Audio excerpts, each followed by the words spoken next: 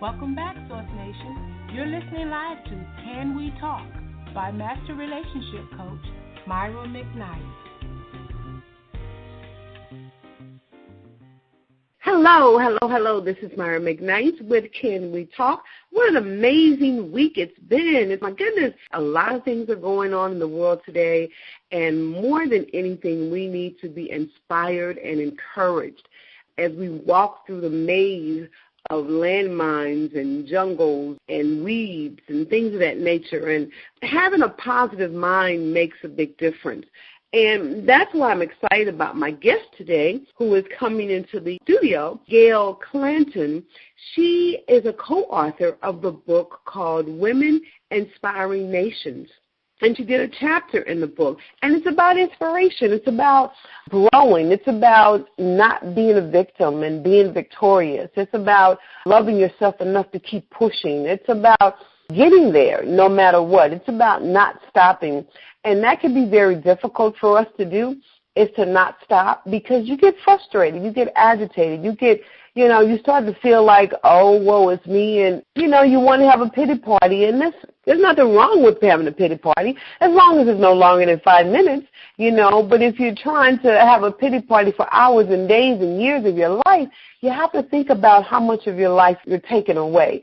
And so this young lady is going to be in the studio with me, and she's going to talk about her particular chapter, Gail Clanton.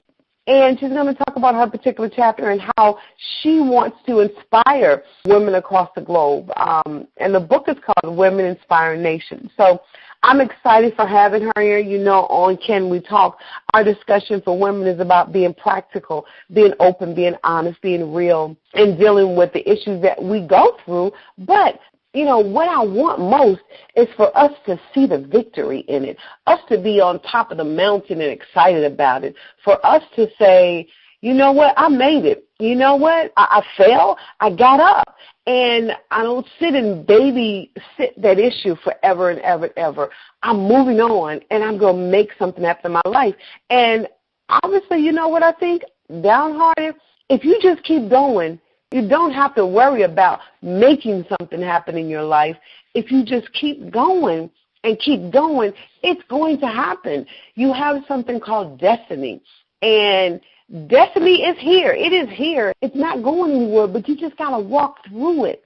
And that has been some of the downfalls of a lot of us, is that we stop because it gets hard, the road gets hard, we're walking on gravel, our feet get tired, and we get worn down, and we get hungry, and we get frustrated. But it's kind of like no matter where you are, you just got to keep pushing, because if you keep going, where you're trying to get to is there.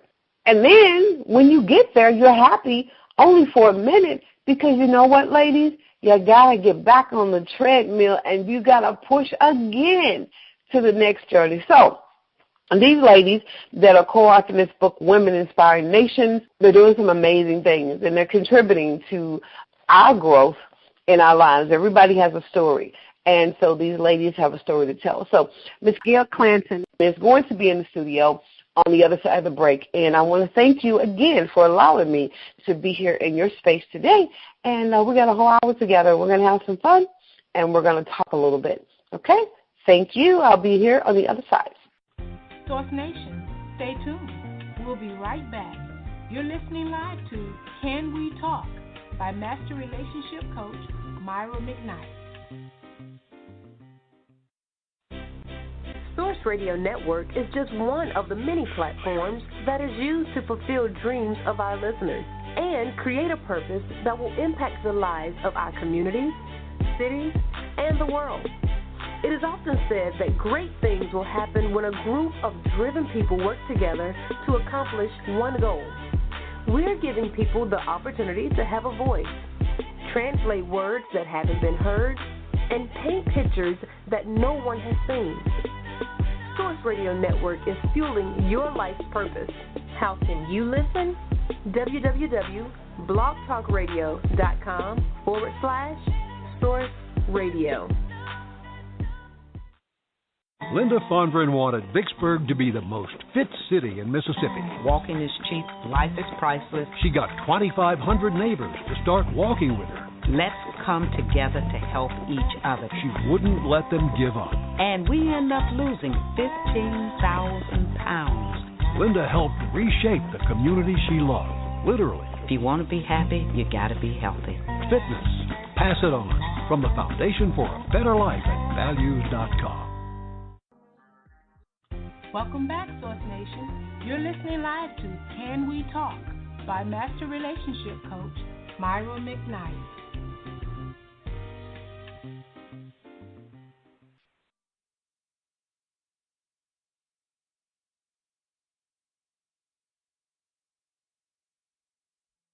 Okay, hey, this is Myra McKnight with Can We Talk?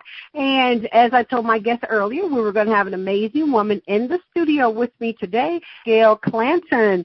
And she's going to talk about a chapter in a book that she wrote with some other women called Women Inspire Nations, and it's a collection of stories. And we're going to talk about that. And what I'd like to know is, for our listening audience, Gail, tell us a little bit about you and why you co-authored this book. Okay, certainly. My name, again, is Gail Clanton, and when I heard that Cheryl Wood was pulling together this collaboration, I definitely wanted to be a part of it. I've been very impressed by the work that Cheryl does and the people that surround her, so I wanted to be a part of that. What brings me to the point of having a story that I think is worth sharing is having gone through the difficulties associated with divorce. Mm-hmm. I call myself a grown-up church girl because I grew up in church. I grew up doing the things that you're, quote-unquote, supposed to do. So when I got married, I assumed that life for me would go as it was supposed to go for a married woman. My marriage was difficult. My divorce was horrendous. And so I went through 3 years of going back and forth to court, losing relationships other than that with my husband, losing money, and just went through a pretty difficult time. When I got on the other side of it all, I did not think that I was going through all of that just to keep the story to myself. But I felt like I had something that I needed to share with other women, particularly women of faith, who sometimes think that life is always going to be fine because, you know, we're in church, we're doing the things that we think are the good things to do. But then we have to remember that good things, you know, bad things do happen to good people. And so I felt that I had a story of faith and a story that I felt like other women could embrace and could perhaps be encouraged by. Right. That's amazing. And, you know, I'm glad to hear, because on my show I like us to be real and to be open and transparent and to be practical. And I can identify with your story because I was one of those women. So I definitely can identify with that as being a woman of faith, being in church. I was there when the church doors open consistently and doing the right thing. And in my mind, in my heart, and my soul, I felt if I walked that walk, that I was going to get those things that I was supposed to get walking that walk. And I think, Gail, what happened to me is the biggest thing was the disappointment of it all. And I had the expectation of something happening, but I got truly the opposite. So even marrying a man that was family was in the church and the whole 9 yards, you know, and then having my son. So I did those things that I thought was to be the best. I'm quite sure that there are many, many, many women that have gone through it. And I think what you're doing is amazing because even in the work that I do, I try to prevent that from women today of not making those kind of mistakes. But you don't know you're making a mistake, Gail. You don't. You really don't. You don't know you're making the mistake. And I think that sometimes, like you said, we don't expect it because we've done those things that we think we're supposed to do. We've walked that path that we think we should have walked, and we just assume that things are going to work out okay because in my case, up until that point in my life, things had worked out okay. I came from a really wonderful family. I had a lot of advantages. I went to school. I got a good job. I took those steps, and things worked out the way they were expected to work out. So when my marriage didn't work out, that was unexpected, and that took me for a loop. And I began to blog about it, and I called my blog Grown-Up Church Girl because I had to grow up.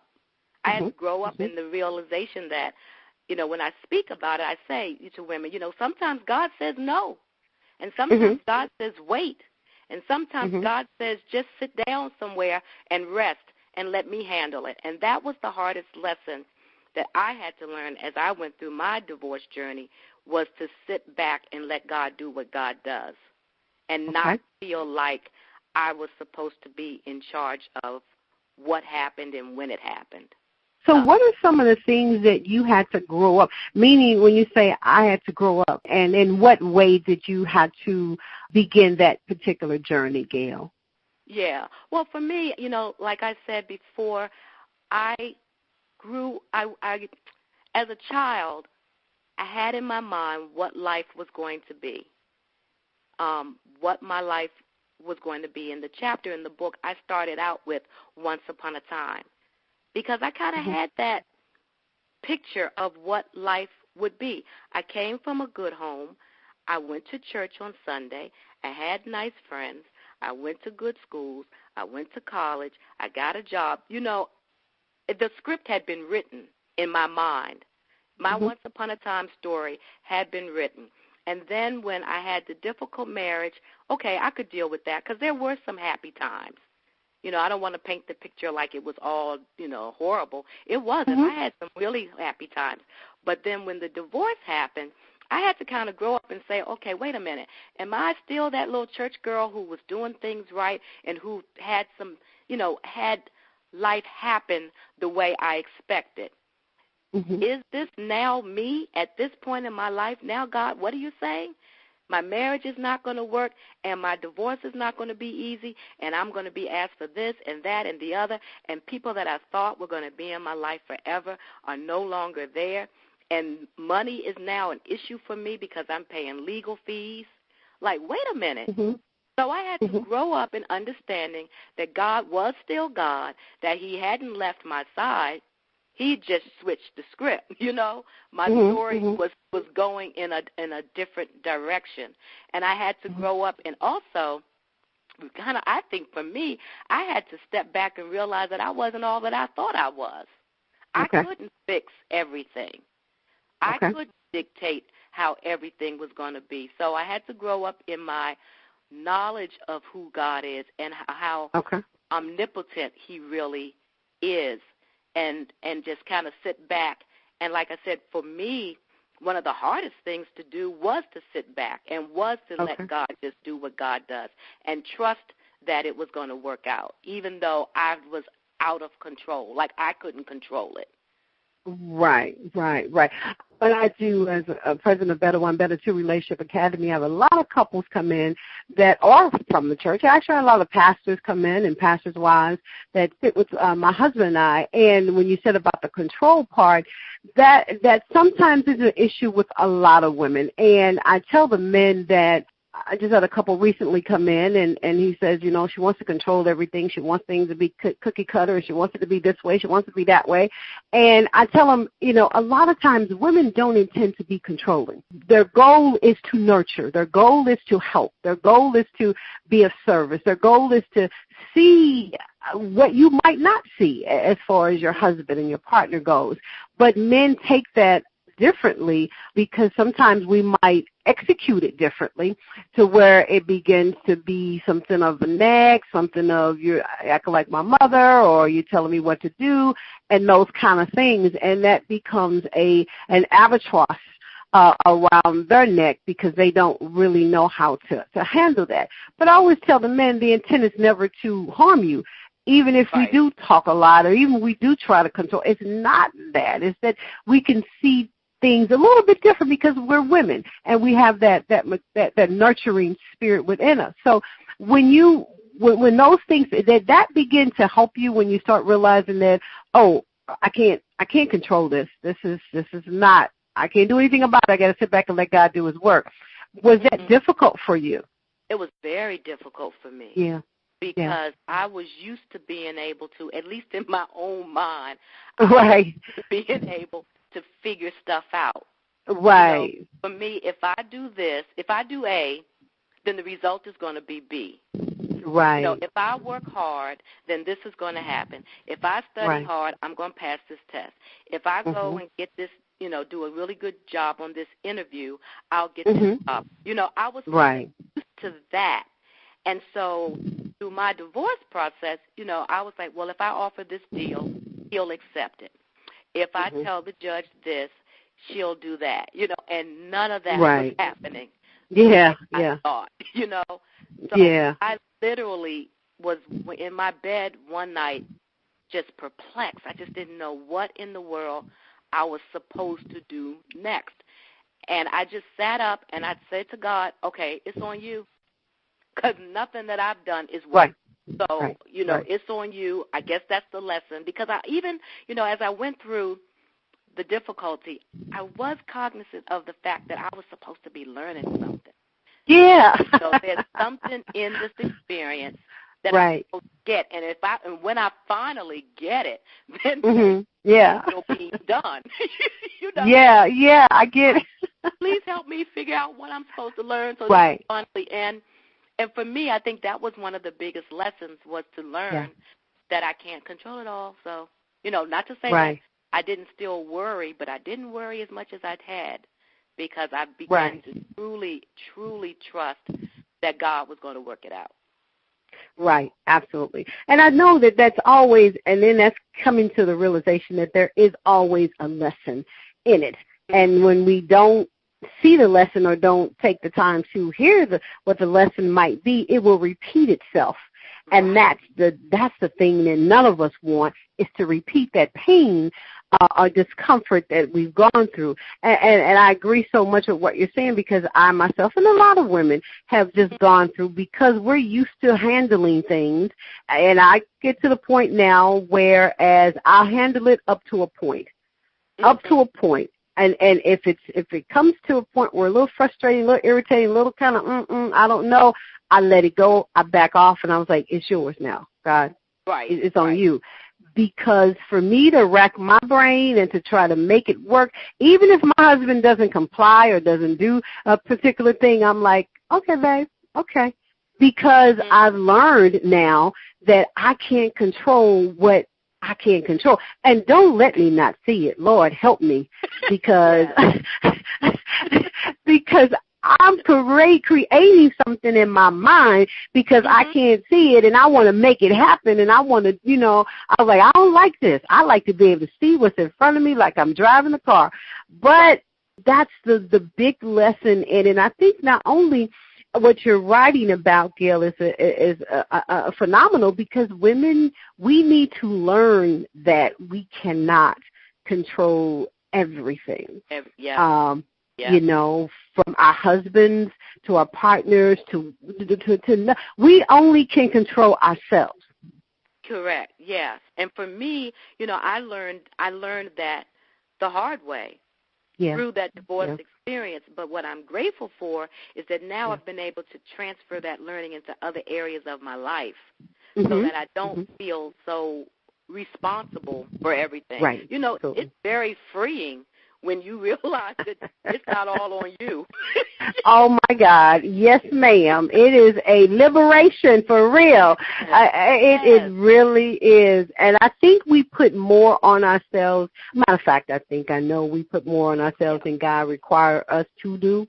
It's just that once we get in we start pulling that red wagon, we're gone. And we'll throw everybody in it with us, and we'll fix everybody and all their issues and all their problems and all their ups and downs, and we are just, you know, it's like, I can make it happen.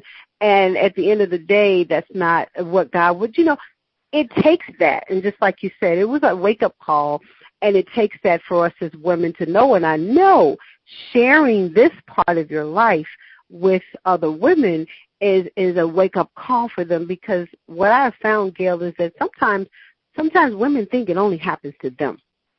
It's only just my problem or me. Yep, I believe that, and I think that's a disadvantage that we put on ourselves. I did a conference. I hosted a conference in September where women came and told their stories. And so I talked about divorce. A woman came and talked about drug abuse. Someone talked about food addiction. Someone talked about sexual abuse. And all of these issues were going on while these women were going to church every Sunday. Yeah. Sitting in the pews is a lot of pain. But a lot of times we don't like to show that because, you know, we don't know if it might make us look less, quote, unquote, holy. You know, holy, if we acknowledge that we're dealing with something, that we're in pain, that we're in struggle. And, you know, when I talk about it, I said, you know, we're too perfect to be approachable. You know, we're sitting in the pew smelling sweet, but of absolutely no use to the body of Christ because we're not telling anybody our story. And so for me, you know, I want to be transparent enough so that people can see that it didn't mean God didn't love me. It just meant that God had something else for me. And I want to be the person, or at least one person, you know, that somebody can go to and say, okay, well, she's been through something, but she came out okay, you know, and so that, because what happens, I think, in too many churches is when we miss our sister coming from church and we reach out and find out, you know, where is she? 9 times out of 10, they'll say, I'm going through something. I'll be back when I finish. And I'm like, oh, my gosh, that's so tragic. If you're going through something, this is where you should be, and you ought to be able to see some people there who have also gone through something and can help you. So that's why I was very honored and appreciated the opportunity to be a part of this book, because it's a way for me to tell my story, and I'm hoping that it will get in the hands of some women who are going through some things and maybe are looking around and thinking that they're the only ones. And in my, you know, particular instance, it's dealing with the difficulties of divorce. Right, yeah.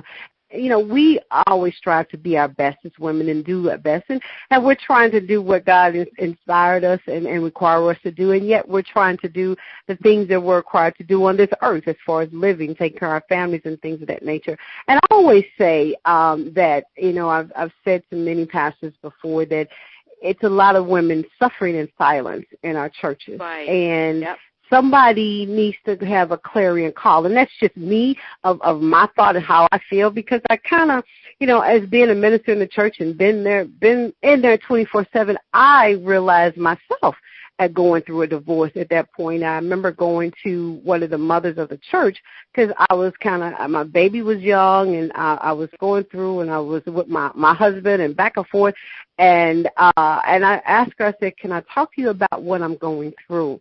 And she said, well, yeah. So she invited me to come over to her house, and I told her some of the things that I was just trying to struggle with. And she said, well, baby, all I can do is tell you to pray. I'm like, I was like a deer in headlights, because I'm like, this is what I've been doing. And, you know, and this is why I do what I do today, because I said, Lord, no.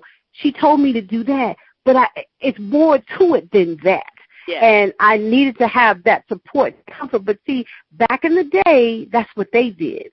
And they suffered in silence. They suffered. And just because we've gone through a divorce doesn't mean that has to take over our happiness and our joy. And doesn't mean we're a failure. Doesn't mean something's wrong with us. Doesn't mean we're unattractive. Doesn't mean our self-esteem should be broke down or cut down or things of that nature. And so and that's why I do what I do, because I know there's a lot of women suffering in silence. And you know what else they do, Gail? Women substitute. They hijack the scriptures, okay, to kind of coalesce what they're going through. I'm going through. Okay, that's just Bible talk. That's just, you know, church talk. And then also what happens is that you think that, okay, I don't have to do anything. I'm just going to cry my way through it, and God's going to get me out, and it's going to happen. But see, I say to ladies that it ain't about the storm you're in. The blessing is the storm you come out of. Exactly. And that's what's most important. What did I learn through this ordeal? You know, how did I get through it? You know, I couldn't, after that, when I had my divorce, I could not tell my anybody that when I went to my divorce hearing at the end, which was a couple of years after my husband and I had split, when I went to my divorce hearings, by myself, took off work, took my baby on to daycare by myself, he shows up with his girlfriend. Who am I going to tell that to? Get out of here. Who am I going to, what am I going to say at that point? And it wasn't the fact that I knew he had a girlfriend. It had been 2 or 3 years. That wasn't the point. The point was that I respected even through that enough for us to go on and handle this thing and be done. But who do you say something to? How can you say something to? And then you're like, God, you know, why, how?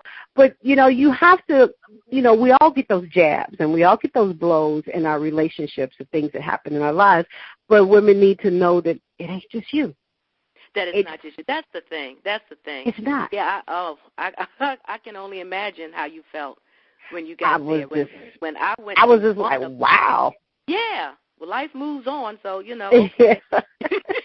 Maybe that I'm like, but you know what? The funny thing about it, Gail, today, I say that was a licensed, that was a licensed relationship, but today I have a marriage. See, so God works it out. So today I have a marriage, and today, to this day, he has nobody. He moved in with his mom, and he stays with his mom. So he didn't move, the bar didn't move for him. But because I kept going, and that's what I say to ladies, because I kept going and I kept pushing, the bar moved for me. And I have an amazing husband, an amazing marriage. So it you know, like you said with the divorce, as my grandma would say, the baby don't stay little forever. Right. You know, they grow up. So at some point we grow up if we allow ourselves to learn the lessons that God is showing us in that time. That's exactly how I feel. That's exactly how I feel. Because that's how I saw myself, and I started blogging when I was in the middle of it. Yeah. And I started then calling myself a grown-up church girl because I was like, I'm still a church girl now. Yeah. But I've grown up, and I can't be that little girl who thought that everything was going to work out the way I thought it was in my once upon a time story that I had written for my life, you know. Yeah. But now, to be honest, I'm excited about what I went through. I'm so glad I went through that because it forced me to grow up. Absolutely. And I'm not the person that I was before. It's funny. I struggled because I took back my maiden name. I struggled with that. I struggled with that because I didn't want to be the person that I had been. But then I didn't want to be that married name person either. You know, so because my divorce was so mean and spirited that most of my friends and family just assumed that I would immediately go back to my maiden name. But I didn't. I kept it for a few years because I was kind of like, you know, but that's not, I'm not Gail Clanton anymore. But then, I am. I'm just a better version of her. Okay. And so that's what kind of where my mindset goes with the grown-up church girl. I am still a church girl, but I'm a grown-up, better version of the little girl that I was. Right. And so I'm grateful for what I went through. Absolutely. And I think being in that space is a blessing because it's helping the women that's coming behind us, you know, because they need that. They need to understand that. And I think that I've said to some of the first ladies that if the church could be more cognizant of what a woman is doing on a consistent basis, and having a consistent means like you can't be in the choir director and the usher and the trustee, and you can't be 5 different things in the church, and because something is lacking in your life. And sometimes you have married women or women with children are doing 5, 6, 7 things in a church, and I'm like, that should be a yellow sign. There should be a limit to what you can do. You know, because we don't look at the things that we're doing because we're trying to hijack the happenings or the servitude of the church to keep us busy and keep us moving and keep us going. But no, you have to sit back. You have to sit back and allow yourself to attend to what God has given you at home, whether it's your children, whether it's your husband, or whether it's yourself. And I just really wish that we could be more cognizant and say, look, you on the church board, or you on the choir, and you're here 2 days a week, or, bring it down. We're not going to allow you to do that because women will overextend themselves, Gail, to the hilt. Yep. And sometimes we do it because, just like you said, we're compensating for something that's absolutely. Maybe we do that because we don't feel needed or necessary anywhere else. Absolutely. And so it's more painful to sit down and figure out ourselves. Oh, yeah. The easier route is to run up to the church. People there, they like that. Absolutely. But after a while, it's kind of like, oh, wait a minute. Absolutely. Absolutely. And you be here 5 days a week. Absolutely. Yeah, and there's an issue with that. I would go there and I grabbed my son and I had him go and I made him go. And it was unfortunate for me to do that way because now at his age, I couldn't even get him to go into church right now. And so it just caused a lot of havoc, but I did it the wrong way because I didn't understand another way to do it. And so I had to turn around and forgive me first. Because one thing is true, Maya Angelou said that, you don't know what you don't know. And I didn't know.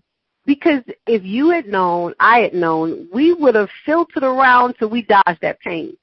Right. But because we didn't know, we didn't know enough to play dodgeball with it, it hit us.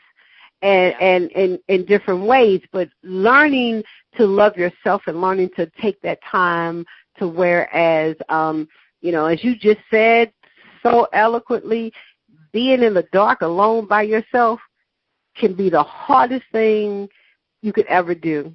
Yeah. Because you'll jump up and rather go do an hour aerobics before you sit there with you.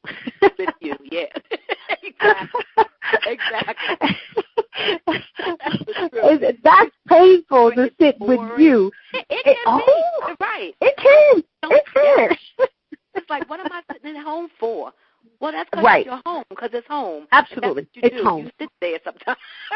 Absolutely. You sit there sometimes, and it calls you to think, but a lot of times as women, we don't want to think because we've swept the pain up under the rug so long, and we have not dealt with us. Yep. From the inside, So I'd rather get on the phone and talk to you about your issue rather than sit down with myself, within myself and God, and talk about my issue and what God wants me to do for me. Not me knocking on your door trying to tell you what you should do. What about, Myra, what I want you to do? Right. And how I want you to grow up and how I want you to learn. And I want you to get rid of some of the stuff that's not good for you that you've acquired over a certain period of time. But it's a process. Like you were saying, Gail, it's a process. It's a process. And then once you've done that, then sometimes I feel like, and I think you're a perfect example based on what I'm hearing you say, then you have to figure out the way to share it. Absolutely. Because we don't go through all of that just to sit back and say, oh, I made it. It's so wonderful. Right. But you share it. And sometimes that transparency is difficult. I'm finding that a lot of times when I go speak about it, I cry. And I don't really want to cry. And I'm not really sad as much as it's just the emotion.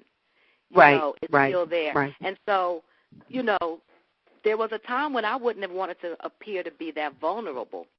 But that's something that, that God is working with me to realize that I've got to be vulnerable if I'm going to help somebody else. I got to tell parts of the story that are still painful or that are still raw, if I'm going to help somebody else. So, I'm grateful for what I went through, and I'm grateful for the opportunity now to try to share it so that other people will at least know that somebody else has been there. It's funny, shortly after my divorce was final, I called myself the divorce magnet because it was like women were just coming out of the woodwork telling me about potential divorces they were, anticipating, or they're in the middle of one, or they're just getting. It was like, I don't know if something must have been written on my forehead that I could that just said successfully divorced, Yeah.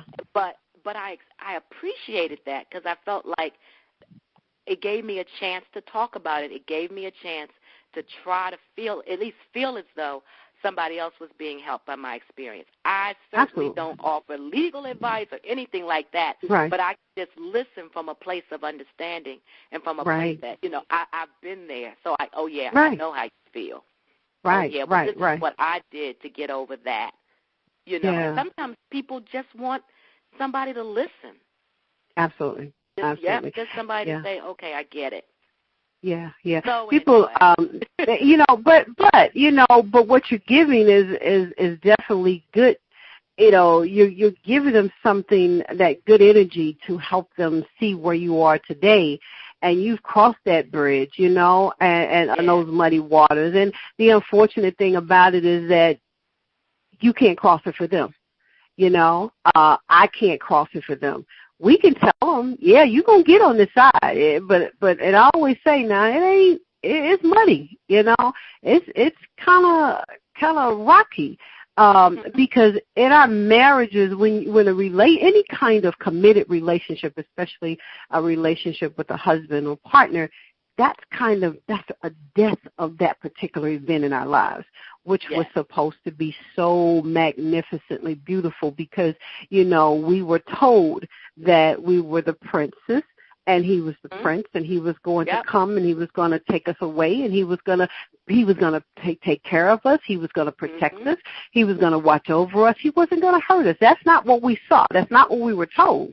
And then when we do that, we're kind of like filled up with helium of joy, like this balloon, and because we're anticipating. And I tell the men, I said, the biggest disappointment for women is that you guys disappoint us, and we didn't expect it. Because we weren't told you would do that. We were told you would take care of us, cherish us, love us, adore us, all those things. And now we find that you don't do that. You didn't do that. You didn't protect me. And that is, that's like it takes the air out of us when those happen. And every woman who's gone through something in a relationship or in a marriage, it becomes the total death of your whole being about a particular thing that you kind of esteemed and revered so highly of. Exactly. And it questions a lot of stuff. It does. If that's not happening, well, what about this?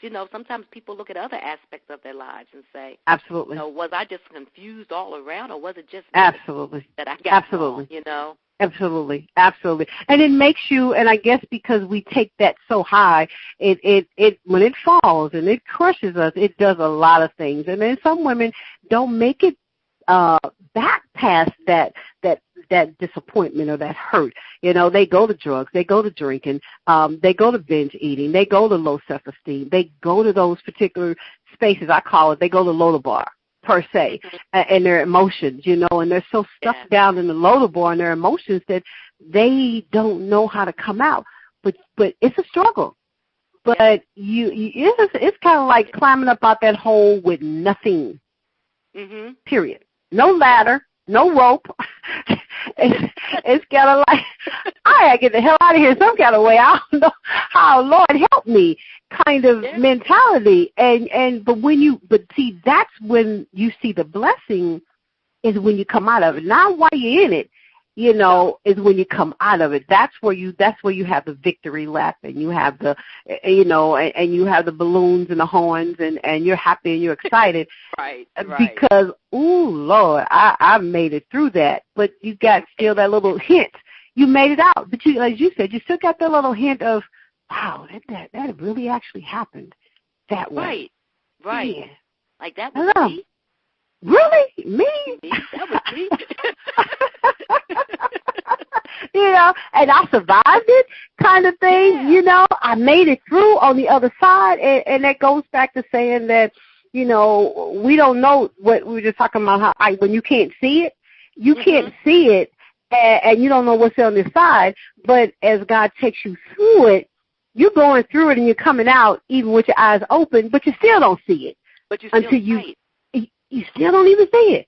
Yeah. And it's kind of like, oh, it's gone. The storm came and now it's gone, kind of thing. So,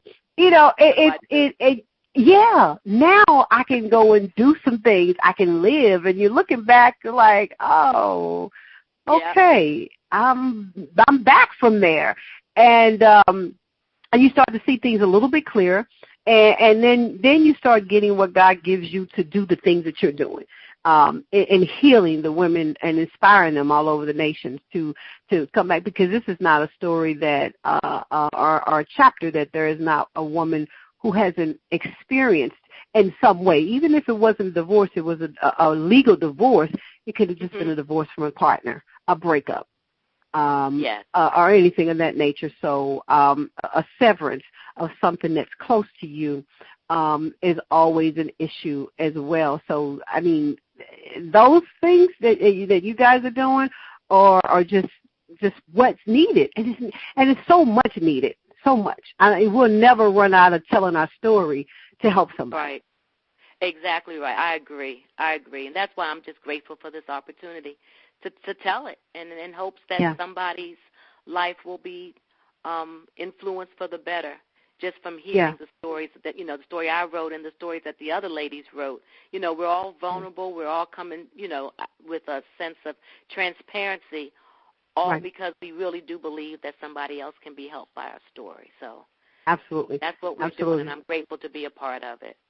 Yeah, and that's an amazing opportunity to be. That's for sure. Transparency, the transparency and just being real is very important, because one thing about it, you might be the grown-up church girl, but I'm going to tell you, there's a thin line between, and I say, this is just me talking, there's a thin line between the church and the club. And at the end of the day, women are women. And that's what's most important, because, you got Esther and you got Delilah, and you got the women in the church, you got the women club. And at the end of the day, men want them both at the end of the day. Yeah, because as a woman, matter of fact, I had a pastor, my husband and I did a premarital, and I talked about Esther and Delilah, and he's like, oh, you got to have some Delilah in there. And I said, oh, Pastor, are you serious? He's like, yeah, you got to have Esther and Delilah in there. See, I was like, I knew it. But y'all don't want to tell that story, but I know that. And it's just real. He was just being real. And I said, well, Pastor, do you want us to talk to you about premarital from a biblical perspective with scriptures, or just give it real? Because my husband's at the clinical side, and I'm real talk. And he's like, I just wanted real talk. And I said, well, I got you. I said, because you're going to get that anyway. It's just being real about where we are, because at the end of the day, a woman, whether she's in church, in my belief, whether she's in church, whether she's in the club, at the end of the day, she is still a woman. She still suffers the same emotional traumas that we would suffer. She's still, she's still pain. She still wants to love. She still wants to nurture. She still, it doesn't make her a bad person, doesn't make anybody else a good person. But at the end of the day, it makes her, she's a woman. And as women, we are, whatever culture we're in, whatever color we are, ethnicity, we still suffer some of the same traumas of our emotions that any woman across the globe would experience. And that's why your book that you co-authored is amazing for just women, period. Because I find in what I do, that's the bottom line is, at the end of the day, there was Adam, there was Eve, and at that point, they were just men and women, and with no other labels to it, And that separation of us, of our children and our men, it can be devastating to us as women, no matter what side you're with, or what your culture or religion or things of that nature. So I'm just glad that somebody else is doing it, and not saying me, but other women, just you and other women are out here inspiring nations of women to help them feel at ease in what they're going through. Yeah, I really like the way you said that, to make them feel at ease. And I love that, because it's not like we're coming, at least I can speak for myself, I'm not coming with any answers. Or, women going through what I went through. But I love what you just said, just so that they feel at ease, so that they know they're the only ones who went through it, so that they can see that somebody else went through it and survived, and hopefully that will inspire them to recognize that they too will survive. So absolutely. I like the word you used, ease. Absolutely, absolutely. It will survive. So, Gail, tell us how can our listening audience get in contact with you if they want you to come and speak or be a part of a conference that they're doing, your Facebook, your social media platform, and your numbers. Give that to us for the listening audience. Fine. Well, I am on Facebook. I have a group on Facebook called Diary of a Grown-Up Church Girl. Okay. And it's an active group. We post daily. I post. A couple other people post. And it's not all church stuff, because I'm not coming at this as from a biblical or scriptural perspective. My thinking is we're grown-up women. Yeah, some of us, most of us have that foundation in church, but now we're grown-up ladies. We're out here in the world, so we're sharing recipes, we're sharing jokes, we're sharing stories, we're sharing inspiration. Some people will come over and ask for prayer for a particular thing. We're motivating each other, so it's just a fun conversational group. Diary of a Grown-Up Church Girl on Facebook. And then I have my personal page, Gail Clanton, and my last name is Clanton, where I'm happy to connect with people there. Then they can connect with me through email, gail@grownupchurchgirl.com. I have a website, grownupchurchgirl.com, and soon to be gailclanton.com. What else? I'm on Instagram, but I don't participate enough to make it worth it.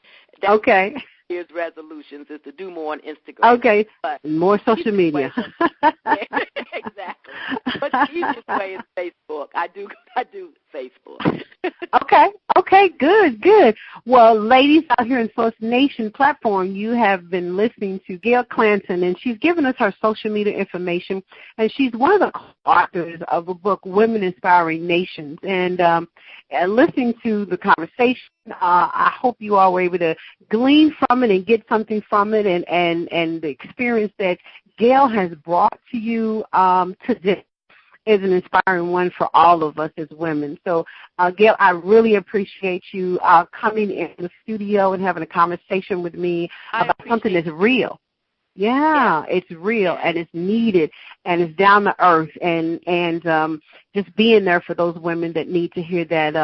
And it's truly an amazing story. And you're all well. You're done. You're good. And you move on to the next journey in life. Exactly. The next journey. Much, Brian. I appreciate you quite welcome, and we look to have you back soon when you do another book. Just keep calling us. We'll love to get that information out to the ladies on our platform. Great. Thank you so much. You're welcome. Thanks a lot. I appreciate it, Gail. Have a great day. Thank you. You too. And to your listeners as well. Thank you. Bye-bye. Bye-bye. Okay, there we go, Source Nation family. This is Myra McKnight with Can We Talk? And we just had a very great and open dialect conversation with Gail Clanton, and she is one of the co-authors of the book Women Inspiring Nations. I want to give a shout-out to our sponsors here today, Zulina Health, Wellness, and Fitness, Paper to Film Productions, Revolution Mills, Renovations, Meet My Type Matchmaking, Blend to Blend Juice Bar Boutique, Urban Grandstand Digital, and New Covenant of Praise Worship Center. As always, we do appreciate your time and allowing us to be in your. And until next time, this is Myra McKnight with Can We Talk? Have a great one.